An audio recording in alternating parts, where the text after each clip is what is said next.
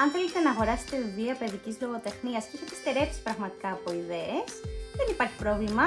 Θα μοιραστώ εγώ μαζί σας τις προτάσεις μου, τα βιβλία που έχω εγώ στη δική μου βιβλιοθήκη, που μοιράζω με τους μαθητές μου και μελλοντικά με το παιδί μου, έτσι, για να πάρετε ιδέες και να τα εντάξετε κι εσείς στη βιβλιοθήκη σας, εφόσον επιθυμείτε.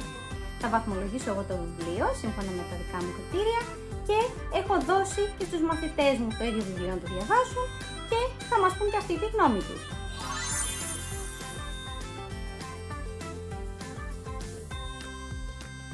Πρόκειται για διασκευή του κλασικού έργου «Κατάλληλο για παιδιά».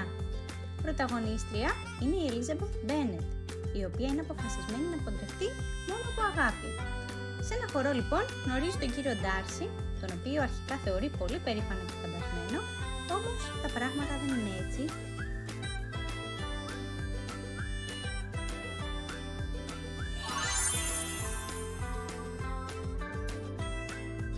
Όταν φυσάει ο Ανατολικός άνεμος και φέρνει τη Mary Poppins στο σπίτι της οικογένειας Banks, έρχονται πραγματικά τα πάνω κάτω στη ζωή των παιδιών της οικογένειας. Ένα κλασικό βιβλίο που έχει αγαπηθεί από όλα τα παιδιά σε όλες τις χώρες του κόσμου.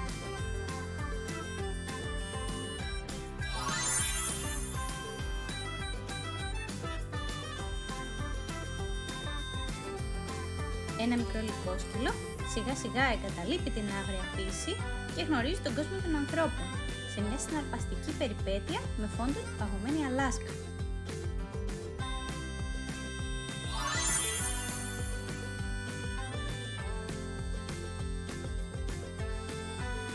Ο ορφανός Tom Sawyer ζει μαζί με τη θεία του Polly. Είναι ζωηρός και ατίθασος και προσπαθεί να αποφύγει το σχολείο και την πειθαρχία, ενώ θέλει να ζήσει μαγευτικές περιπέτειες.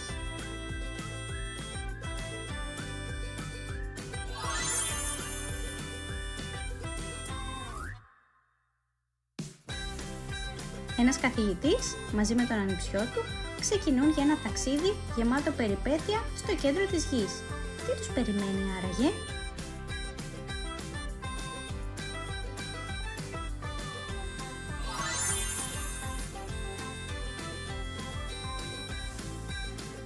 Ένα σκυλί με ανθρωπόμορφα χαρακτηριστικά και με ανθρώπινη φωνή και σκέψη βλέπει, σχολιάζει και φιλοσοφεί.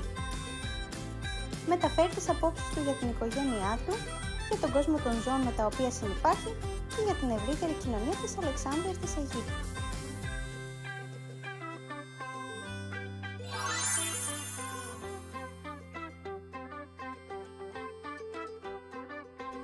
Μια τρυφερή ιστορία για την αγάπη και την αλληλεγγύη. 4 αδερφές που τις ενώνει μια βαθιά αγάπη, παρά τις δυσκολίες που αντιμετωπίζουν, δεν σταματούν ποτέ να ονειρεύονται και να κάνουν σχέδια για το μέλλον.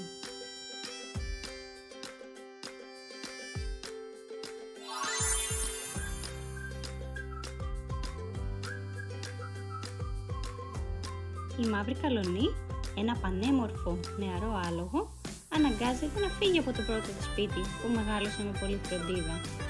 Πλέον, στα χέρια των πιο σκληρών ανθρώπων, θα γνωρίσει και την κακή πλευρά της ζωής. Θα αντιμετωπίσει πολλές περιπέτειες και με όση δύναμη και πείσμα διαθέτει, θα τα καταφέρει να βρει ξανά την ευτυχία.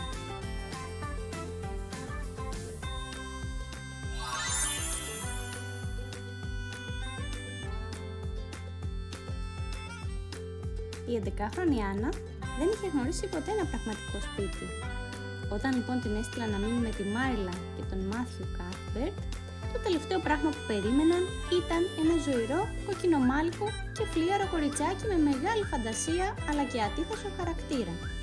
Έτσι η Άννα δεν ήταν καθόλου σίγουρη πως θέλουν να την κρατήσουν. Θα πραγματοποιηθούν άραγε τα όνειρά της?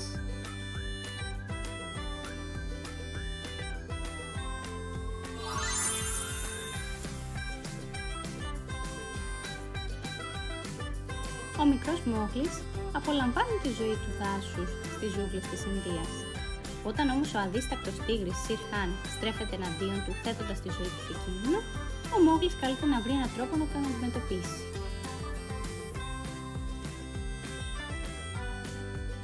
Αυτά ήταν λοιπόν τα αγαπημένα μου παιδικά βιβλία. Τα αγαπάω ιδιαίτερα από παιδί, υπάρχουν στη βιβλιοθήκη μου, τα μοιράζω με τους μαθητές μου και σίγουρα θα τα διαβάζουμε αργότερα με το παιδί μου. Είναι πολύ καλές προτάσεις, πιστεύω. Αν έχετε ξεμείνει από ιδέες, μπορείτε να τις αξιοποιήσετε και να τα προμηθευτείτε.